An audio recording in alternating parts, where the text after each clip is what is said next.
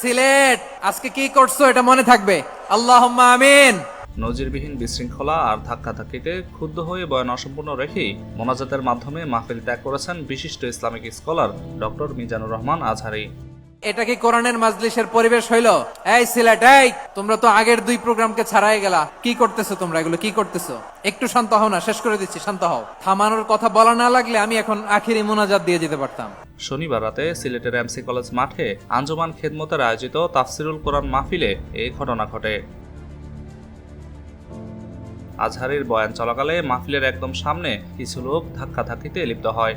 তবে মাইকে কয়েক দফায় অনেকবার অনুরোধ করেও পরিস্থিতি শান্ত করতে না পেরে এক পর্যায়ে মিজানুর রহমান আজহারী বিরক্ত হয়ে যান। পরে বক্তব্য শেষ না করেই সিলেট আজকে কি করেছো এটা মনে থাকবে এই বলে দোয়া পরে বিদায় নেন। জি ঠিক আছে, সিলেট আজকে কি করছো এটা মনে থাকবে, আল্লাহুম্মা আমিন। বয়ান চলাকালে ডক্টর মিজানুর রহমান আজহারী বলেন, দেশে আমরা চাঁদাবাজি দখলবাজি চাই না, এই দেশে কোনো দুর্নীতি ও টেন্ডারবাজিও আমরা চাই না। এই যে এক্সিস্টিং যে রাজনৈতিক চর্চা, এটা থেকে আমরা বেরিয়ে আসতে চাই। আমরা চাই না এদেশে চাঁদাবাজি দখলবাজি থাক, ঠিক কিনা বলেন? এদেশে কোনো দুর্নীতি থাক, টেন্ডারবাজি থাক, এগুলো আমরা চাই।